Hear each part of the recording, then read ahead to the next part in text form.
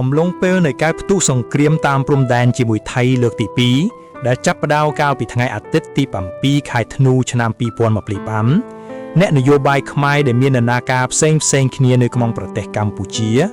បាននឹងកំពុងផ្ដោតទៅលើសកម្មភាពរួមនោះគឺការគាំទ្រដល់យុទ្ធជនសមរភូមិមុខ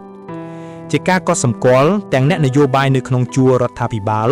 និងអ្នកនយោបាយនៅក្នុងគណៈបកក្រៅរដ្ឋាភិបាលបានបង្ហាញសាររំលែកទុក្ខដល់គ្រួសារយុទ្ធជនប៉ូលីសចូលរួមថវិកានិងធ្វើសកម្មភាពដោយផ្ទាល់ផ្ដល់ជំនួយដល់យុទ្ធជននៅសមរភូមិនិងជនភៀសសឹកកម្ពុជាចាប់តាំងពីមានការវាយប្រហារសារជាថ្មីពីសំណាក់កងទ័ពថៃមកលើកងទ័ពកម្ពុជាជាច្រើនចំណុចនៅតាមបណ្ដោយព្រំដែនកម្ពុជាថៃនិងការប្រយុទ្ធតបតវិញរបស់កម្ពុជាគេសង្កេតឃើញពលរដ្ឋខ្មែរគ្រប់មជ្ឈដ្ឋានបានបង្ហាញការគាំទ្រយ៉ាងសកម្មតាមរយៈការបរិច្ចាគថវិកាសម្ភារៈនិងម្ហូបអាហារដល់កងទ័ពនៅសមរភូមិមុខនិងជនភៀសសឹកអ្វីដែលជាការកត់សម្គាល់នោះគឺអ្នកនយោបាយមកពីបកប្រឆាំងឬគណៈបកក្រៅរដ្ឋាភិបាលក៏បានបង្ហាញសកម្មភាពរបស់ខ្លួនតាមរយៈការគាំទ្រជាទឹកចិត្តការចូលរួមជាថវិកាទៅតាមលទ្ធភាពដែលជាផ្នែកមួយជួយទ្រទ្រង់ដល់យុទ្ធជនសមរភូមិមុខនិងជនភៀសសឹកកាយវិការនេះឆ្លុះបញ្ចាំងឲ្យឃើញថានៅពេលប្រទេសមានសង្គ្រាមជាមួយបរទេសអ្នកនយោបាយខ្មែរដែលមាននានាការផ្សេងគ្នាក៏មែនពិតតែពួកគេមានបុព្វហេតុជាតិនិងសត្រូវរួមគ្នាយ៉ាងណាក៏ដោយក៏មិនទាំងអស់ដែរព្រោះថានៅមានអ្នកនយោបាយខ្មែរខ្លះដែលនៅតែបន្តប្រើសេរីភាពបញ្ចេញមតិក្នុងរូបភាពជាទស្សនៈវាយប្រហារឌឺដងផ្ចាញ់ផ្ចាលខណៈដែលអ្នកនយោបាយនៃបកកាន់អំណាចកំពុងជាប់ដៃ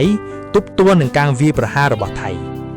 ជាគោលការណ៍ការប្រើសេរីភាពក្នុងការរិះគន់នៅក្នុងសង្គមប្រជាធិបតេយ្យមិនមែនជារឿងខកទាស់នោះទេក៏ប៉ុន្តែការខ្វែងគំនិតគ្នាស្រួចច្រាវនឹងការប្រឆាំងគ្នាផ្កាប់មុខនៅក្នុងកាលៈទេសៈខ្លះដូចជាអំឡុងពេលកំពុងមានសង្គ្រាមតាមព្រំដែនជាមួយថៃជាដើមចង់មិនចង់វានឹងធ្វើឲ្យប៉ះពាល់ដល់ឯកភាពជាតិនិងជាការរុញឲ្យខ្មែរនិងខ្មែរកាន់តែបែកបាក់និងមិនអាចមានឱកាសផ្សះផ្សាគ្នាបានប្រវត្តិសាស្ត្របានបង្រៀនប្រទេសកម្ពុជាជាច្រើនចំនួនមកហើយថាការបាត់បង់ឯកភាពជាតិធ្វើឲ្យប្រទេសនេះចុះខ្សោយទឹកដីកាន់តែរួមតូចប្រជាជនកាន់តែក្រីក្រសត្រូវកាន់តែមើលងាយនិងប្រទេសងាយធឿកទៅក្នុងភយន្តរាយនៅក្នុងពិធីជាសាធារណៈមួយកាលពីខែសីហាឆ្នាំ2024លោកនាយករដ្ឋមន្ត្រីហ៊ុនម៉ាណែតក៏បានអំពាវនាវឲ្យមានឯកភាពជាតិពង្រឹងអត្តសញ្ញាណជាតិជៀសវាងការបែកបាក់ចំណុចនេះក៏ធ្លាប់បានឮចេញពីមាត់អ្នកនយោបាយប្រឆាំងផងដែរតែឯកភាពជាតិពិតប្រាកដមិនត្រូវបានគេមើលឃើញនៅឡើយទេលោកអែម សុវណ្ណរាសាស្ត្រាចារ្យផ្នែកវិទ្យាសាស្ត្រនយោបាយបានកត់សម្គាល់ថាអ្នកនយោបាយខ្មែរបានមូលមតិគ្នាក្នុងការប្រឆាំងនឹងការវាយឈ្លានពានរបស់ថៃតែពួកគេនៅមិនទាន់មូលមតិគ្នាក្នុងរឿងនយោបាយផ្ទៃក្នុងឬទម្លាក់ចោលការគុំគួនគ្នាសរុបមកនៅក្នុងកាលៈទេសៈដែលប្រទេសកំពុងប្រឈមមុខខាងយោធាជាមួយថៃយ៉ាងដូចនេះ